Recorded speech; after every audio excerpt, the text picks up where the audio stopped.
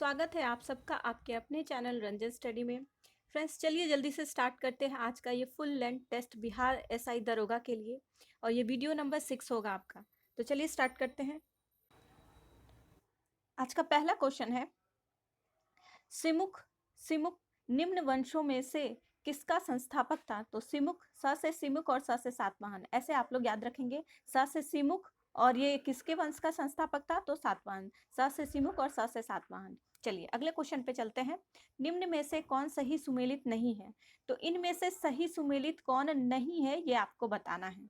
उदयगिरि गुहा अभिलेख, तो ये उदयगिरि गुहा अभिलेख जो है ये आपका हो जाएगा चंद्रगुप्त द्वितीय से होगा। तो यहाँ पे प्रभावती गुप्त दिया है, तो ये गलत हो जाएगा। दूसरा देख लेते हैं, मंदसौर अभिलेख। मंदसौर अभिलेख हो जाएगा आपका यशोवर्मन हो जाएगा, तो ये भी गलत दिया है सुमेलित, ये भी गलत है। और आहियोल आहियोल हो जाएगा पुलाकेशिन सेकंड हो जाएगा, तो ये भानुगुप्त, ये भी गलत हो जाएगा। तो इनमें से सभी हो जाएगा, इनमें से सभी जो है वो गलत है। तो ऑप्शन नंबर डी यहाँ पे आपका करेक्ट हो जाएगा। चलिए अगले क्वेश्चन पे चलते हैं। इत्सिंग भारत की यात्रा पर कब आया था? तो इत्सिंग पूछ रहा है कि इत्सिंग भारत की यात्रा पर कब आया था। तो इत्सिंग जो है 7वीं शताब्दी में आया था। ऑप्शन नंबर सी यहाँ पे आपका करेक्ट हो जाएगा। चलिए नेक्स्ट है, तंजावुर का राजराजेश्वर मंदिर किसने बनवाया था? तो तंजावुर का जो राजराजेश्वर मंदिर था उसको किसने बनवाया था? तो राजराज प्रथम ने बनाया था। ऑप्शन नंबर सी जो है यहाँ पे करेक्ट हो जाएगा। चलिए अगला क्वेश्चन देखते हैं। निम्न में से अद्वैत वेदांत के अनुसार किसके द्वारा मुक्ति प्राप्त की जा सकती है? तो इनमें से किसके द्वारा मुक्ति प्राप्त की जा सकती है देख लेते हैं। तो कर्म है, योग है, भक्ति है, ज्ञान है। तो इनमें से ज्ञान के द्वारा जो है हम मुक्ति प्राप्त कर सकते हैं। तो ऑप्शन नंबर ए यहाँ पे आपका करेक्ट हो जाएगा। क्वेश्चन नंबर 5 का जो है ऑप्शन नंबर ए, ज्ञान के द्वारा हम मुक्ति प्राप्त कर सकते हैं। तो ऑप्शन नंबर ए सही हो जाएगा। चलिए अगला क्वेश्चन देखते हैं। चंद्रगुप्त द्वितीय के दरबार में 9 रत्नों में कौन शामिल नहीं थे? तो चंद्रगुप्त द्वितीय के दरबार में 9 रत्नों में से इनमें से कौन नहीं शामिल था? तो इसका हो जाएगा, ये चंद्रगुप्त द्वितीय के बारे में पूछा है तो इसका हो जाएगा आपका पतंजलि हो जाएगा। ऑप्शन नंबर डी जो है वो सही हो जाएगा। तो आइए देख लेते हैं चंद्रगुप्त द्वितीय के दरबार में कौन कौन से 9 रत्न थे। तो इनके दरबार में कालिदास, वरामिहिर, घटकपर और शंकु, शनपर्ण और वरारुचि और बेताल भट्ट और धन्वंतरी और अमर सिंह, ये सारे थे। और पतंजलि जो है ये इनके दरबार में नहीं थे। तो ऑप्शन नंबर डी यहाँ पे करेक्ट हो जाएगा। चलिए अगले अगले पे चलते हैं। और एक और जान लीजिए, पतंजलि जो है शुंगों के राज दरबार में थे। पतंजलि किसके राज दरबार में थे? तो शुंगों के राज दरबार में रहते थे। चलिए अगला है, किस वायसराय के समय बिहार में भारतीय राष्ट्रीय कांग्रेस का द्वितीय अधिवेशन गया में संपन्न हुआ था? तो किस भारतीय राष्ट्रीय कांग्रेस के मतलब किस वायसराय के टाइम में बिहार में गया में अधिवेशन किया गया था? तो ये हो जाएगा रीडिंग, लॉर्ड रीडिंग के टाइम में ये किया गया था। उस समय वायसराय कौन था? तो लॉर्ड रीडिंग था। ऑप्शन नंबर डी यहाँ पे करेक्ट हो जाएगा। और गया का अधिवेशन कब हुआ था?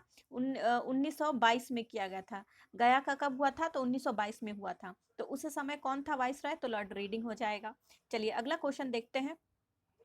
प्रमुख विद्रोह एवं नेता नेता नेतृत्वकर्ता का सही मिलान करें। तो यहाँ पे आपको मैच कराना है, तो आइए चलिए मिलान करते हैं। फकीर विद्रोह, ये फकीर विद्रोह कब हुआ था? तो फकीर विद्रोह जो है ये हो जाएगा आपका पहला का हो जाएगा मनुज शाह एवं चिराग अली। तो ये ए का ए ही होगा, ए का ए हो जाएगा, ये सही है। और दूसरा देखते हैं भील विद्रोह। तो भील विद्रोह का हो जाएगा आपका सेवाराम, तो बी का बी ही होगा, सेवाराम। अगला देखते हैं चुआरो विद्रोह, चुआरो का दुर्जन सिंह हो जाएगा, तो 3 का 3 ही हो जाएगा। और चेरो विद्रोह भूषण सिंह हो जाएगा। तो ऑप्शन नंबर यहाँ पे ए आपका करेक्ट हो जाएगा। ए का ए, बी का बी, सी का सी और डी का डी। ऑप्शन नंबर ए यहाँ पे करेक्ट हो जाएगा। चलिए अगले क्वेश्चन पे चलते हैं। रैयतवाड़ी व्यवस्था के संबंध में कौन सा कथन जो है वो सत्य है? कौन सा कथन जो है वो सत्य है, ये आपको बताना है। तो चलिए देख लेते हैं कौन सा कथन इनमें से सत्य है। तो पहला था, इसे मद्रास एवं बंगाल प्रेसिडेंसी के कुछ हिस्से में पेश किया गया था। हाँ, तो ये सही है। इसे जो रैयतवाड़ी जो है बंगाल और मद्रास प्रेसिडेंसी के कुछ इलाके में कुछ हिस्से में इसको पेश किया गया था। चलिए अगला देखते हैं। नेक्स्ट ऑप्शन है, यह थॉमस मुनरो का मौलिक विचार था। हाँ, तो ये भी आपका यहाँ पे करेक्ट हो जाएगा। अगला देख लेते हैं, इस व्यवस्था में किसानों में सीधा लगान लिया जाता था। तो ये भी ऑप्शन 3 भी आपका करेक्ट हो जाएगा। और अगला देख लेते हैं, इस व्यवस्था में किसानों को भूमि का स्वामी बना दिया गया। तो ये भी आपका करेक्ट हो जाएगा। तो इसका आंसर हो जाएगा आपका ऑप्शन नंबर डी हो जाएगा। 1, 2, 3 एंड 4 हो जाएगा। ये चारों जो है सही कथन है। ऑप्शन नंबर डी यहाँ पे करेक्ट हो जाएगा। और इसमें आप लोग जान लीजिए, रैयतवाड़ी में टोटल 51% तक भूमि मतलब व्यवस्था कुल दी जाती थी। चलिए अगला है, लॉर्ड माउंटबेटन को भारत का वॉइसरॉय कब नियुक्त किया गया था? तो लॉर्ड माउंटबेटन को भारत का वॉइसरॉय कब नियुक्त किया गया था? तो ये जो है इनको जो है 1947 में नियुक्त किया गया था। 1947 तो कहीं है ही नहीं, तो इसका आंसर हो जाएगा आपका ऑप्शन नंबर डी, इनमें से कोई नहीं होगा। लॉर्ड माउंटबेटन को 4 मार्च 1947 में भारत का वॉइसरॉय नियुक्त किया गया था। तो 1947 इन ऑप्शंस में दिए हुए नहीं है, तो ऑप्शन नंबर डी यहाँ पे करेक्ट हो जाएगा। चलिए अगले क्वेश्चन पे चलते हैं। महात्मा गांधी ने 1943 में मुख्य रूप से डैश के लिए उपवास किया था? तो इनमें से किसके लिए महात्मा गांधी जी ने 1943 में उपवास किया था? तो आप लोग इसको याद रखेंगे कि ये कब का टाइम दिया है, 1943 मतलब इस टाइम मतलब उस समय क्या हो रहा था। तो ये ऑप्शंस देख लेते हैं। भारत छोड़ो आंदोलन के दौरान ब्रिटिश सरकार की हिंसा के खिलाफ विद्रोह प्रदर्शन, हाँ ये हो सकता है। अगला देख लेते हैं, भारतीय राष्ट्रीय कांग्रेस और मुस्लिम लीग के बीच गतिरोध के समाधान के लिए। तो ये तो बिल्कुल नहीं हो सकता है। ये मुस्लिम लीग और भारतीय राष्ट्रीय कांग्रेस के बारे में बात कर रहा है, तो ये तो नहीं हो सकता है। और उसके लिए गांधी जी क्यों उपवास करेंगे? तो ये कॉमन सेंस की बात है। अगले क्वेश्चन को देखते हैं, संयुक्त प्रांत में सांप्रदायिक दंगों का अंत करने के लिए, नहीं दंगे अंत करने के लिए महात्मा गांधी जी क्यों हड़ताल करेंगे भाई? अगला देख लेते हैं, तो ये भी नहीं होगा, ये भी नहीं होगा। अगला है, बंगाल के अकाल पीड़ितों के साथ अपनी एकजुटता व्यक्त करने के लिए, नहीं इन सबों के लिए कभी भी महात्मा गांधी जी कभी भी मतलब उपवास नहीं करेंगे। तो ऑप्शन नंबर ए यहाँ पे आपका करेक्ट हो जाएगा। भारत छोड़ो आंदोलन के दौरान ब्रिटिश सरकार की हिंसा के खिलाफ विरोध प्रदर्शन के लिए उन्होंने उपवास किया था। तो ऑप्शन नंबर ए यहाँ पे आपका करेक्ट हो जाएगा। तो क्वेश्चन नंबर 11 का आंसर हो जाएगा ऑप्शन नंबर ए। ठीक है, चलिए अगले क्वेश्चन पे चलते हैं। आप लोग थोड़ा सा क्वेश्चन में कॉमन सेंस यूज करेंगे। जब आप यहाँ पे देखेंगे कि ये किस डेट की बात कर रहा है, तो इससे आप आंसर के टाइम पहुंच सकते हैं। भारत छोड़ो आंदोलन 1942 से स्टार्ट हो गया था। तो आप लोग यहाँ पे समझ सकते हैं कि यहाँ पे डेट ऑलरेडी यहाँ पे दे दिया गया है 1943। तो उससे आप लोग अंदाजा लगा सकते हैं कि इसमें और क्या हो सकता है। तो अकाल तो उस समय नहीं आया था, उसके कई बाद आया था। ठीक है, चलिए अगला है, नेक्स्ट है, असहयोग आंदोलन के कार्यक्रम में कौन सा कार्य शामिल नहीं था? तो असहयोग आंदोलन के कार्यक्रम में इनमें से कौन सा कार्य जो है वो शामिल नहीं था, ये आपको बताना है। तो देख लेते हैं सारे ऑप्शंस को। सरकारी कामकाज का बहिष्कार, ओके ये तो था। सरकारी कामकाज का बहिष्कार ये भी था। सरकार को पुरस्कार लौटाना ये भी था। सरकारी शिक्षण संस्थाओं का बहिष्कार करना, तो ये भी था। अगला है, संवैधानिक साधनों के माध्यम से स्वरोजगार प्राप्त करना, तो ये बिल्कुल नहीं था। ऑप्शन नंबर डी जो है ये शामिल नहीं था। असहयोग आंदोलन के कार्यक्रम में यह जो कार्य था, ऑप्शन नंबर डी ये शामिल नहीं था। चलिए अगले क्वेश्चन पे चलते हैं। नेक्स्ट है, भारतीय संविधान में राष्ट्रपति द्वारा संयुक्त अधिवेशन निम्न में से किस विधेयक के संदर्भ में बुलाया जा सकता है? तो किस विधेयक के संदर्भ में बुलाया जा सकता है, आइए देखते हैं। पहला है साधारण विधेयक, फिर है संविधान संशोधन विधेयक, फिर है वित्तीय विधेयक और धन विधेयक। तो इसका आंसर हो जाएगा 1 और 3 हो जाएगा आपका। साधारण विधेयक और वित्तीय विधेयक के मामले में हम मतलब संयुक्त अधिवेशन, हम इनमें से विधायक के संदर्भ में संयुक्त अधिवेशन बुलाया जा सकता है। तो इसका आंसर हो जाएगा ऑप्शन नंबर ए हो जाएगा, 1 और 3 हो जाएगा। चलिए अगले क्वेश्चन पे चलते हैं। 1946 में गठित अंतरिम सरकार में कार्यपालिका परिषद के उपसभापति थे। तो उपसभापति कौन थे? तो ये जवाहरलाल नेहरू जी हो जाएंगे। ऑप्शन नंबर ए यहाँ पे करेक्ट हो जाएगा।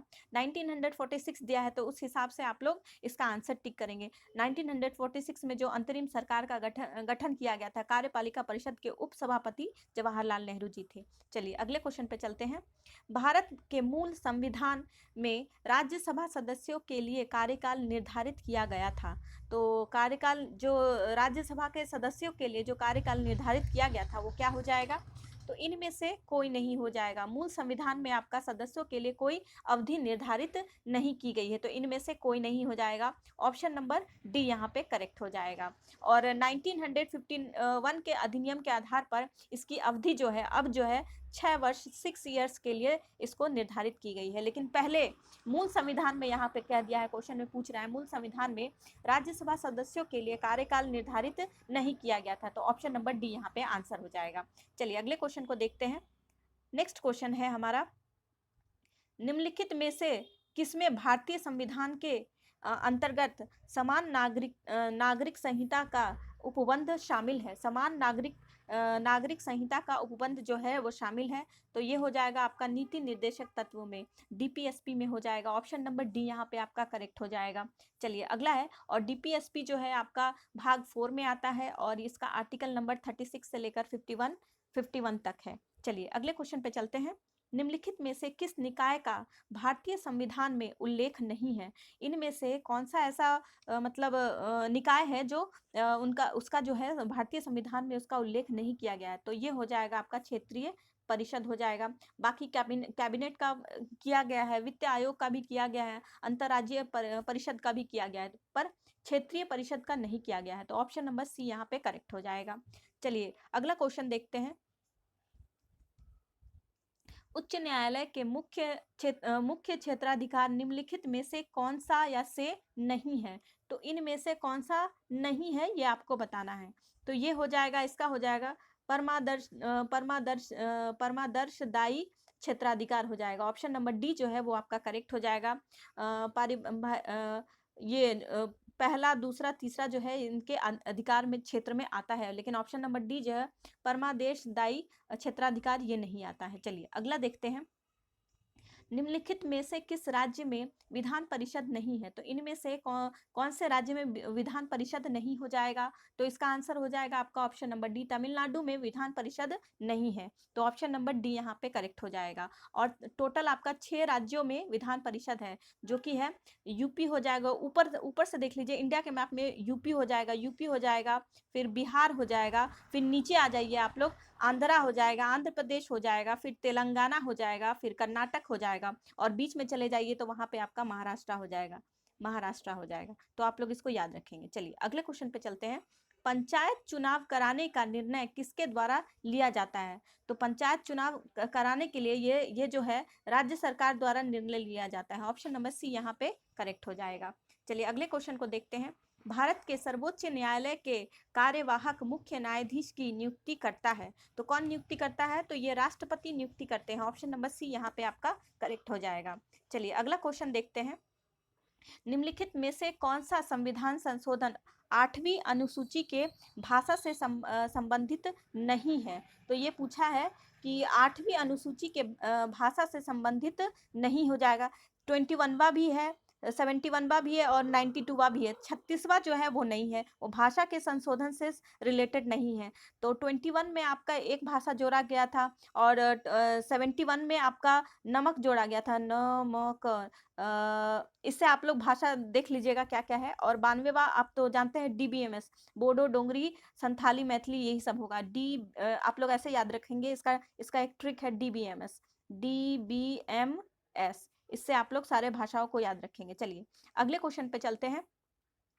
नेक्स्ट है, एशियाई जंगली गधा कहाँ पाया जाता है? एशियाई जंगली गधा जो है वो कच्छ के रण में पाया जाता है। ऑप्शन नंबर सी यहाँ पे आपका करेक्ट हो जाएगा। और ये जो है IUCN ने इन गधों को विलुप्त प्राय श्रेणी में रखा गया है। ये अब सारे विलुप्त हो रहे हैं, इसलिए IUCN ने इसे विलुप्त प्राय श्रेणी में रखा है। चलिए अगले क्वेश्चन पे चलते हैं। विश्व मौसम विज्ञान संगठन का मुख्यालय कहाँ स्थित है? तो ये जिनेवा में हो जाएगा। ऑप्शन नंबर बी आपका करेक्ट हो जाएगा। चलिए अगले क्वेश्चन को देखते हैं। किस बायोम में सबसे कम तापांतर पाया जाता है? तो इनमें से कौन सा बायोम है जिसमें जो तापांतर है, जो टेम्परेचर है वो कम पाया जाता है? तो कम पाया जाएगा, तो ये हो जाएगा सवाना बायोम, ये नहीं होगा। मॉनसून बायोम, ये भी नहीं होगा। कोनधारी वन बायोम, ये भी नहीं। सदाबहार वर्षा वन, तो ऑप्शन नंबर डी जो है यहाँ पे आपका करेक्ट हो जाएगा। सदाबहार वन की स्थिति जो है मुख्य रूप से विषुवतीय रेखा क्षेत्र के समीप होती है, जिस कारण यहाँ वर्षा प्रचुर मात्रा में हो जाती है, तो तापांतर को कम रखने के लिए उत्तरदायी होते हैं। चलिए अगला क्वेश्चन देखते हैं। निम्न में से किस शहर को निरंतर बहने वाले झरने का शहर कहा जाता है? तो निरंतर बहने वाले शहर मतलब झरने निरंतर बहने वाले झरने का शहर कहा जाता है, तो ये हो जाएगा क्वेटो हो जाएगा। ऑप्शन नंबर बी यहाँ पे आपका सही हो जाएगा। चलिए अगला क्वेश्चन देखते हैं। गोल्फ की गेंद का वजन कितना होता है? तो गोल्फ की गेंद का वजन जो है 45.94 ग्राम होता है। ऑप्शन नंबर ए यहाँ पे आपका करेक्ट हो जाएगा। ये फैक्ट वाले क्वेश्चन है फ्रेंड्स, बस इसको आप लोग याद कर लीजिए। गोल्फ वाले गेंद का कितना वजन होता है? तो 45.94 ग्राम होता है। ऐसे उटपटांग क्वेश्चन तो दरोगा में ही पूछे जाते हैं। चलिए अगले अगले क्वेश्चन को देखते हैं। वाचस्पति पुरस्कार, वाचस्पति पुरस्कार किस क्षेत्र में दिया जाता है? तो ये जो है आपका संस्कृत साहित्य के क्षेत्र में दिया जाता है। ऑप्शन नंबर बी जो है यहाँ पे करेक्ट हो जाएगा। चलिए अगला क्वेश्चन देखते हैं। निम्न में से किस व्यक्ति को गुरुजी के उपनाम से जाना जाता है? तो गुरुजी के उपनाम से हम किसे जानते हैं? तो एम एस गोलवलकर हो जाएगा। एम एस गोलवलकर हो जाएगा। ऑप्शन नंबर बी जो है यहाँ पे करेक्ट हो जाएगा। गुरुजी के नाम से इनको हम जानते हैं। चलिए नेक्स्ट है, अगला है लीम और नुरालीम किस राज्य का प्रमुख लोक नृत्य है? लीम और नुरालीम जो है वो किस राज्य का प्रमुख लोक नृत्य है? ये डांस है, तो ये किस राज्य का हो जाएगा? तो ये नागालैंड का है। इसको भी आप लोग याद रख लीजिए, ये फैक्ट है, बस आपको ये याद रखना है। चलिए अगले क्वेश्चन को देखते हैं। केंद्रीय खनन अनुसंधान संस्थान स्थित है, तो ये आपका धनबाद में स्थित हो जाएगा, क्योंकि यहीं पे सबसे ज्यादा कोल माइंस है। तो केंद्रीय खनन अनुसंधान संस्थान कहाँ होगा? तो ऑब्वियसली धनबाद में हो जाएगा। ऑप्शन नंबर आपका सी यहाँ पे करेक्ट हो जाएगा। चलिए अगले क्वेश्चन को देखते हैं। भारतीय औद्योगिक विकास बैंक आईडीबीआई की स्थापना कब हुई थी? तो आईडीबीआई की स्थापना जो है 1964 में की गई थी। ऑप्शन नंबर सी यहाँ पे करेक्ट हो जाएगा। चलिए अगला देखते हैं। मेघालय के नए राज्यपाल कौन बनाए गए हैं? तो मेघालय के राज्यपाल जो है वो पी चौहान को बनाया गया है। ऑप्शन नंबर बी यहाँ पे करेक्ट हो जाएगा। चलिए नेक्स्ट क्वेश्चन को देखते हैं। शैली ऐप को किस सरकार द्वारा जारी किया गया है? तो शैली ऐप को जो है वो केरल सरकार के द्वारा जारी किया गया है। ऑप्शन नंबर डी यहाँ पे करेक्ट हो जाएगा। चलिए नेक्स्ट क्वेश्चन है। दस्तलिक 4 युद्धाभ्यास 2023 का आयोजन, दस्तलिक 4 जो है युद्धाभ्यास, उसका आयोजन कहाँ किया गया है? तो इसका आयोजन उत्तराखंड में किया गया है। ऑप्शन नंबर ए यहाँ पे करेक्ट हो जाएगा। चलिए नेक्स्ट क्वेश्चन है। जल संरक्षण पर पहला अखिल भारतीय शिखर सम्मेलन का आयोजन नई दिल्ली में किया गया है। इसका विषय था, तो इसका आपको थीम बताना है। इसका थीम क्या था? तो इसका थीम हो जाएगा water vision at 2047। Water vision at 2047 हो जाएगा। ऑप्शन नंबर ए यहाँ पे आपका करेक्ट हो जाएगा। चलिए नेक्स्ट है। अर्जुन अवार्ड 2022 से सम्मानित श्री अमित का संबंध किस खेल से है? तो श्री अमित का जो संबंध है वो बॉक्सिंग से संबंध हो जाएगा। ऑप्शन नंबर ए यहाँ पे करेक्ट हो जाएगा। चलिए नेक्स्ट क्वेश्चन है। राजा राम मोहन रॉय पुरस्कार 2023 से किसे सम्मानित किया गया है?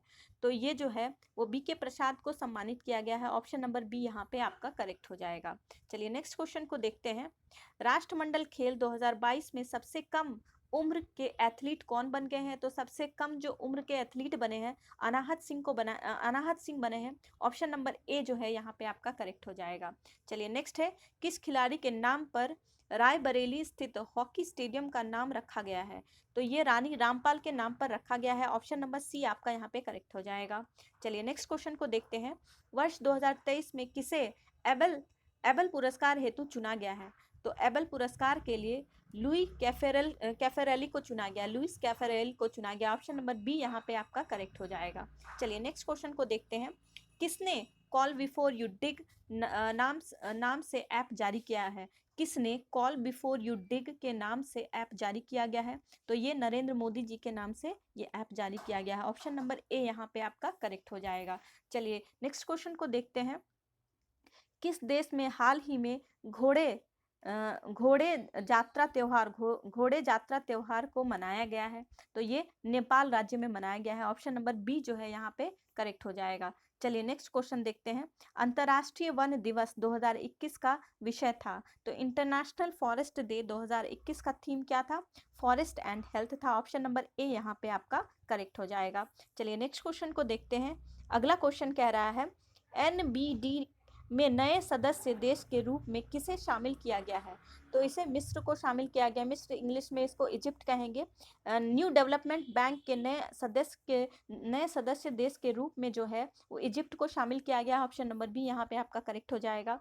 चलिए नेक्स्ट क्वेश्चन को देखते हैं। हाल ही में किस संसद की सदस्यता लोकसभा सचिवालय द्वारा निरस्त किया गया है? तो ये हो जाएगा आपका राहुल गांधी के द्वारा निरस्त किया गया है। ऑप्शन नंबर ए यहाँ पे आपका करेक्ट हो जाएगा। चलिए नेक्स्ट क्वेश्चन है। हाल ही में जियो सिनेमा के ब्रांड एम्बेसडर कौन बन गए हैं? तो जियो सिनेमा के ब्रांड एम्बेसडर सूर्य कुमार यादव को बनाया गया है। ऑप्शन नंबर ए जो है यहाँ पे करेक्ट हो जाएगा। चलिए नेक्स्ट क्वेश्चन को देखते हैं। डीजल परिवहन के लिए मैत्री पाइपलाइन जिसकी लंबाई 131 किलोमीटर है, यह किन दो देशों के से संबंधित है? तो मैत्री आपका भारत और बांग्लादेश से रिलेटेड हो जाएगा। ऑप्शन नंबर ए यहाँ पे आपका करेक्ट हो जाएगा। चलिए नेक्स्ट क्वेश्चन को देखते हैं। ऑस्ट्रेलिया ओपन 2023 महिला एकल का खिताब किसने जीता है? ध्यान रखेंगे यहाँ पे महिला एकल का पूछ रहा है, तो ये हो जाएगा एरिना सबलेंका हो जाएगा। ऑप्शन नंबर ए आपका यहाँ पे करेक्ट हो जाएगा। याद रखेंगे ऑस्ट्रेलियन ओपन एरिना सबलेंका, ए से ऑस्ट्रेलिया, ए से एरिना सबलेंका 2023 का महिला एकल के लिए खिताब किसने जीता है? ए से ऑस्ट्रेलिया, ए से एरिना सबलेंका हो जाएगा। ऐसे आप लोग इसको याद रखेंगे। चलिए नेक्स्ट है। हाल ही में किस राज्य ने 19 नए जिले के गठन का ऐलान किया है? तो 19 नए जिले कहाँ पे गठन किए गए हैं? तो ये राजस्थान में किया गया है। ऑप्शन नंबर बी यहाँ पे करेक्ट हो जाएगा। चलिए नेक्स्ट देखते हैं। ग्लोबल फायर इंडेक्स 2023 में भारत का स्थान क्या है? तो ग्लोबल फायर पावर इंडेक्स में भारत का स्थान चौथा हो जाएगा। ऑप्शन नंबर डी यहाँ पे करेक्ट हो जाएगा। चलिए नेक्स्ट क्वेश्चन को देखते हैं। एक देश एक उर्वरक योजना, एक देश। चलिए अगला क्वेश्चन हो जाएगा। एक देश एक उर्वरक योजना को किसके द्वारा लॉन्च किया गया है? तो ये जो है नरेंद्र मोदी जी के द्वारा लॉन्च किया गया है। ऑप्शन नंबर ए यहाँ पे आपका करेक्ट हो जाएगा। चलिए नेक्स्ट क्वेश्चन को देखते हैं। कुल वाहनों में 30% इलेक्ट्रिक वाहन करने का लक्ष्य भारत सरकार द्वारा कब तक रखा गया है? तो इसको 2030 तक रखा गया है। ऑप्शन नंबर सी यहाँ पे आपका करेक्ट हो जाएगा। चलिए नेक्स्ट क्वेश्चन को देखते हैं। Australian of the year 2023 award से किसे सम्मानित किया गया है? तो ये अमर सिंह को सम्मानित किया गया, ऑ से ऑस्ट्रेलियन, और ये हो जाएगा अ से अमर सिंह। ऐसे याद रखेंगे आप लोग। चलिए अगला है। नेक्स्ट क्वेश्चन है। बोला टिनुबू कहाँ के नए राष्ट्रपति बनाए गए हैं? टिनुबू, तो बोला टिनुबू जो है वो नाइजीरिया के नए राष्ट्रपति बनाए गए हैं। ये नाइजीरिया के नए राष्ट्रपति के रूप में इन्होंने शपथ लिया है। बोला टिनुबू कहाँ के नए राष्ट्रपति बने हैं? तो नाइजीरिया के बने हैं। चलिए अगले क्वेश्चन को देखते हैं। विश्व की सर्वाधिक शक्तिशाली महिलाओं की सूची में कितनी भारतीय महिलाओं को शामिल किया गया है? तो टोटल 6 भारतीय महिलाओं को शामिल किया गया है। ऑप्शन नंबर सी यहाँ पे आपका करेक्ट हो जाएगा। चलिए नेक्स्ट है। हाल ही में वाईके अलग का निधन हो गया है। इनका संबंध किस क्षेत्र से है? तो इनका संबंध अर्थशास्त्री से है। इनका संबंध किससे है? तो अर्थशास्त्री थे ये। ऑप्शन नंबर ए यहाँ पे करेक्ट हो जाएगा। चलिए नेक्स्ट है। एक प्रभावी कोरियोलिस बल किस कारण होता है? तो ये पृथ्वी के घूर्णन के कारण होता है। ऑप्शन नंबर सी यहाँ पे आपका करेक्ट हो जाएगा। चलिए नेक्स्ट क्वेश्चन को देखते हैं। सार्गेसो सागर स्थित है। तो सार्गेसो सागर जो है वो कहाँ स्थित है? ये उत्तरी अटलांटिक महासागर में हो जाएगा। ऑप्शन नंबर सी यहाँ पे आपका करेक्ट हो जाएगा। चलिए नेक्स्ट क्वेश्चन को देखते हैं। विश्व का सबसे ऊंचा ज्वालामुखी है। तो ये कोटोपैक्सी हो जाएगा। विश्व का सबसे ऊंचा ज्वालामुखी ऑप्शन नंबर ए कोटोपैक्सी हो जाएगा। चलिए नेक्स्ट क्वेश्चन है। किन क्षेत्रों में मृदा क्षरण एक बड़ी समस्या है, मृदा क्षरण जो है वो एक बड़ी समस्या है। तो ये उष्ण कटिबंधीय वन प्रदेशों में है। ऑप्शन नंबर सी यहाँ पे करेक्ट हो जाएगा। चलिए नेक्स्ट क्वेश्चन है, निम्नलिखित में से कौन सी श्रृंखला भारत के केवल एक राज्य में ही फैली है? तो ये अजंता जो है ये श्रृंखला है वो केवल एक ही राज्य में फैली हुई है, अजंता जो है। चलिए नेक्स्ट है, निम्नलिखित में से कौन ब्रह्मपुत्र की सहायक नदी नहीं है? तो नहीं है पूछा है, देख लेते हैं। दिवांग ये तो है, लोहित भी है, कामेंग भी है, तो इनमें से कोई नहीं हो जाएगा। ऑप्शन नंबर डी यहाँ पे करेक्ट हो जाएगा। ये सभी जो है ब्रह्मपुत्र नदी की सहायक नदी है, मतलब ट्रिब्यूटरी है। चलिए अगला क्वेश्चन देखते हैं। नेक्स्ट है, इंदिरा गांधी नहर का उद्गम स्थल है। तो इंदिरा गांधी जो नहर है ये कहाँ से इसका मतलब ओरिजिनेशन होता है? तो हरिके बैराज हो जाएगा। ऑप्शन नंबर सी यहाँ पे करेक्ट हो जाएगा। इंदिरा गांधी नहर जो है वो हरिके बैराज से निकलती है। चलिए अगला क्वेश्चन को देखते हैं। भारत में सर्वाधिक क्षेत्रफल में किस प्रकार की मिट्टी का विस्तार पाया जाता है? तो ये जलोढ़ हो जाएगा। ऑप्शन नंबर सी यहाँ पे करेक्ट हो जाएगा। चलिए नेक्स्ट क्वेश्चन को देखते हैं। निम्नलिखित में से ऑक्जेलिक एसिड का प्राकृतिक स्रोत क्या है? तो ऑक्जेलिक एसिड का प्राकृतिक स्रोत पूछ रहा है, नेचुरल सोर्स ये कहाँ से आता है ऑक्जेलिक एसिड? तो ये टमाटर में होता है सबसे ज़्यादा। ऑप्शन नंबर ए यहाँ पे सही हो जाएगा। यहाँ पे जान लीजिए, इमली में जो है टार्टरिक एसिड पाया जाता है, और खट्टा दूध में जो है लैक्टिक एसिड पाया जाता है, और चींटी के डंक में आपका फॉर्मिक एसिड पाया जाता है। ये सारे फैक्ट्स आप लोग याद रखेंगे। फ्रेंड्स, अगर आप लोगों ने हमारे चैनल को सब्सक्राइब नहीं किया है तो प्लीज़ से सब्सक्राइब कर लीजिए इतने अच्छे अच्छे वीडियोस पाने के लिए, ताकि आपका रिवीजन जो है बहुत अच्छे तरीके से हो पाए। तो चलिए नेक्स्ट क्वेश्चन देखते हैं। लुई पाश्चर को किस स्रोत के लिए जाना जाता है? तो लुई पाश्चर को है रेबीज का टीके के लिए जाना जाता है। ऑप्शन नंबर डी जो है यहाँ पे आपका करेक्ट हो जाएगा। चलिए नेक्स्ट क्वेश्चन को देखते हैं। पौधे में ऊर्जा का अंतिम स्रोत क्या है? तो पौधे में ऊर्जा का अंतिम स्रोत जो है वो क्लोरोफिल हो जाएगा। ऑप्शन नंबर ए यहाँ पे करेक्ट हो जाएगा। जब क्लोरोफिल ही नहीं रहेगा तो पौधे के अंदर ऊर्जा कैसे जाएगी, इसलिए क्लोरोफिल हो जाएगा यहाँ पे। चलिए नेक्स्ट है, निम्नलिखित में से किस पौधे में पादपकाय के एक हिस्से से दूसरे हिस्से में जल एवं अन्य पदार्थों के संवहन हेतु विशिष्ट ऊतक मौजूद होते हैं? तो ये हो जाएगा आपका मार्सिलिया हो जाएगा। ऑप्शन नंबर डी यहाँ पे करेक्ट हो जाएगा। चलिए नेक्स्ट क्वेश्चन को देखते हैं। स्मॉल पॉक्स किस वायरस के कारण होता है? तो ये वेरिसेला वायरस के कारण होता है। स्मॉल पॉक्स किसके कारण होता है? तो वेरिसेला नाम का जो एक वायरस होता है इसके कारण आपका स्मॉल पॉक्स होता है। चलिए अगला क्वेश्चन देखते हैं।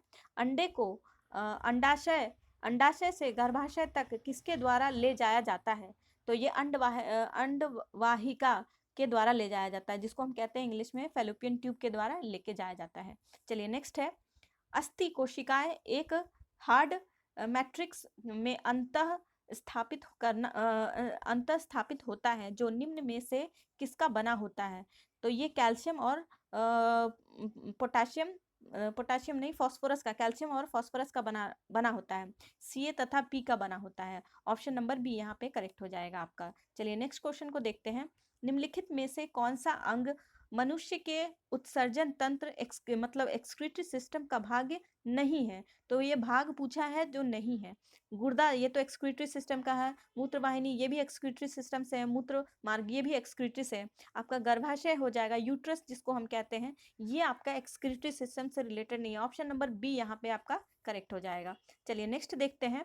मानव शरीर की सबसे बड़ी धमनी कौन सी होती है? तो ये होती है आपकी अयोटा होती है, जिसको हम महाधमनी कहते हैं, अयोटा हो जाएगा। ऑप्शन नंबर ए यहाँ पे आपका करेक्ट हो जाएगा। यही जो है सबसे महाधमनी मतलब सबसे बड़ी धमनी होती है। चलिए नेक्स्ट क्वेश्चन को देखते हैं। विज्ञान की वह शाखा कौन सी है जिसका उद्देश्य मानव जनसंख्या आनुवांशिक गुणवत्ता में सुधार करना है? तो ये हो जाएगा आपका यूजेनिक्स हो जाएगा। ऑप्शन नंबर सी आपका आंसर हो जाएगा, यूजेनिक्स हो जाएगा। चलिए नेक्स्ट क्वेश्चन को देखते हैं। अगला क्वेश्चन कह रहा है, कोशिका की वह बाह्यतम आवरण कौन सा है जो कोशिका के अवयवों को उसके बाह्य वातावरण से अलग करता है? तो ये हो जाएगा आपका प्लाज्मा झिल्ली हो जाएगा। ऑप्शन नंबर डी यहाँ पे आपका करेक्ट हो जाएगा। चलिए नेक्स्ट क्वेश्चन को देखते हैं। निम्नलिखित में से क्या समानता है? इनमें से क्या समानता है? कार्बन है, सिलिकॉन है, बोरोन है और आर्सेनिक है। तो इनमें से क्या समानता है? ये सभी जो है वो गैर धातु है। ये सभी क्या है? ये गैर धातु। ऑप्शन नंबर बी यहाँ पे करेक्ट हो जाएगा।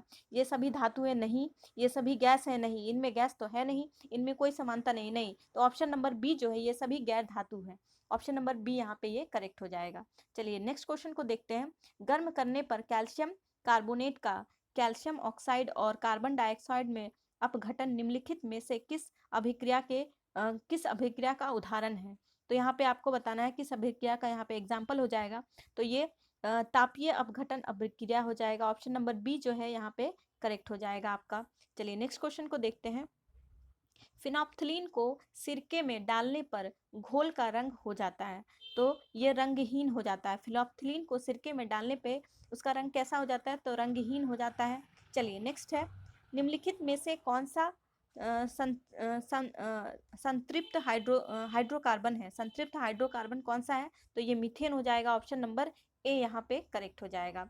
चलिए नेक्स्ट क्वेश्चन को देखते हैं। सोने को तांबे के साथ किस लिए मिश्रित किया जाता है? तो सोने को तांबे के साथ जो है वो सोने को कठोर बनाने के लिए मिश्रित किया जाता है। ऑप्शन नंबर डी यहाँ पे सही हो जाएगा। चलिए नेक्स्ट क्वेश्चन को देखते हैं। निम्नलिखित में से कौन सी धातु उभयधर्मी ऑक्साइड्स बना सकती है? तो ये जिंक हो जाएगा। ऑप्शन नंबर ए यहाँ पे करेक्ट हो जाएगा।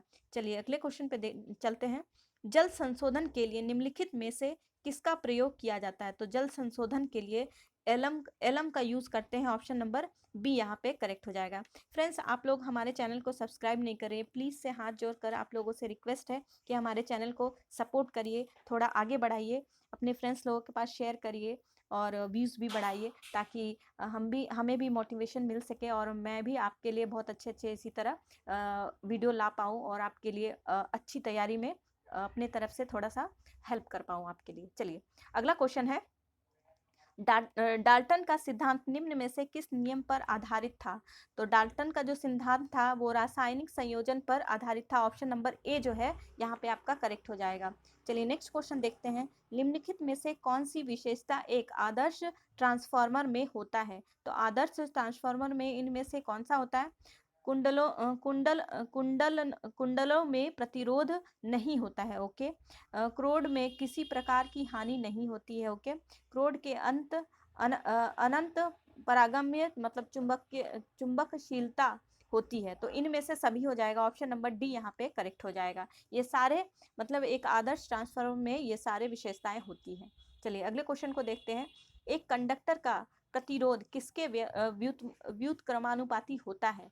तो ये हो जाएगा आपका ऑप्शन नंबर सी, अनुप्रस्थ भाग का क्षेत्रफल। ऑप्शन नंबर सी यहाँ पे आपका करेक्ट हो जाएगा। चलिए नेक्स्ट क्वेश्चन को देखते हैं। अगला है, जी के मान की एसआई इकाई वह है जो डैश की एसआई इकाई है। तो ये हो जाएगा आपका त्वरण हो जाएगा। ऑप्शन नंबर डी यहाँ पे आपका करेक्ट हो जाएगा। चलिए नेक्स्ट क्वेश्चन को देखते हैं। हवा की गति को मापने के लिए निम्नलिखित में से किस उपकरण का उपयोग किया जाता है? तो हवा की गति हम किस उपकरण से मापते हैं? तो ये एनीमोमीटर हो जाएगा। ऑप्शन नंबर बी यहाँ पे आपका करेक्ट हो जाएगा। चलिए नेक्स्ट क्वेश्चन को देखते हैं। यदि वायु प्रतिरोध को नगण्य माने तो मुक्त रूप से गिरते हुए पिंड की स्थितिज ऊर्जा और गतिज ऊर्जा का योग क्या होगा? तो ये स्थिर हो जाएगा। ऑप्शन नंबर सी यहाँ पे सही हो जाएगा। स्थिर मतलब कांस्टेंट हो जाएगा। चलिए नेक्स्ट क्वेश्चन है। बस 10 ही क्वेश्चन बचे हैं फ्रेंड्स, पेशेंस रहकर देख लीजिए। चलिए, निम्नलिखित में से कौन सी ऊर्जा ऊंचाई के साथ बढ़ या घट जाती है? तो ये क्षितिज ऊर्जा जो है ऊंचाई के साथ घट और बढ़ जाती है। ऑप्शन नंबर सी यहाँ पे आपका करेक्ट हो जाएगा। चलिए नेक्स्ट क्वेश्चन है। डेयरी में प्रयोग किए जाने वाले दूध से क्रीम को अलग करने की प्रक्रिया कहलाती है। तो ये अपकेंद्रीय प्रक्रिया कहलाती है। ऑप्शन नंबर ए जो है यहाँ पे आपका करेक्ट हो जाएगा। चलिए नेक्स्ट क्वेश्चन को देखते हैं। भारतीय बैंकों की विदेशों में सर्वाधिक शाखाएं किस देश में है? तो सबसे ज़्यादा जो है भारतीय बैंकों की जो शाखाएं हैं सबसे ज़्यादा किस देश में है? तो ये यूके में हो जाएगा। ऑप्शन नंबर ए यहाँ पे आपका करेक्ट हो जाएगा। इंडियन बैंक जो फॉरेन में जहाँ पे सबसे ज़्यादा इसकी ब्रांचेस खुले हुए हैं वो कहाँ है? तो यूके में सबसे ज़्यादा इंडियन ब्रांचेस के शाखाएं खुले गए हैं। चलिए अगला है। यदि किसी मुद्रा का विनिमय मूल्य अन्य मुद्राओं की तुलना में जानबूझकर कम कर दिया जाता है तो इसे उस मुद्रा का डैश कहते हैं। तो इसे उस मुद्रा का अवमूल्यन कहते हैं। ऑप्शन नंबर सी यहाँ पे आपका करेक्ट हो जाएगा। चलिए नेक्स्ट क्वेश्चन को देखते हैं। सीमांत उत्पादकता के संबंध में कौन सा कथन सत्य है? तो यहाँ पे कौन सा कथन सत्य है ये पूछा गया है।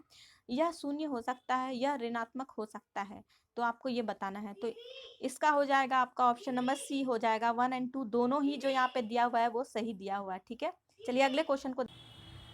तो इसका आंसर हो जाएगा आपका ऑप्शन नंबर सी हो जाएगा। 94 का हो जाएगा आपका ऑप्शन नंबर सी। 1 और 2 दोनों सही हो जाएगा यहाँ पे। चलिए नेक्स्ट क्वेश्चन को देखते हैं। किस पंचवर्षीय योजना का मूल्य उद्देश्य तीव्रतम एवं समावेशी विकास था? तो इसका आंसर हो जाएगा आपका ऑप्शन नंबर सी। 11वीं पंचवर्षीय योजना, 11th 5 ईयर प्लान जो था उसका मतलब मेन एम क्या था? तीव्रतम एवं समावेशी विकास था। ऑप्शन नंबर सी यहाँ पे आपका करेक्ट हो जाएगा। चलिए फ्रेंड्स, इसके बाद आपका 5 क्वेश्चन जो है वो मैथ से रिलेटेड है। आप लोग इसको सॉल्व करिएगा और कमेंट बॉक्स में कमेंट करिएगा कि आप लोगों से ये सॉल्व हुआ कि नहीं।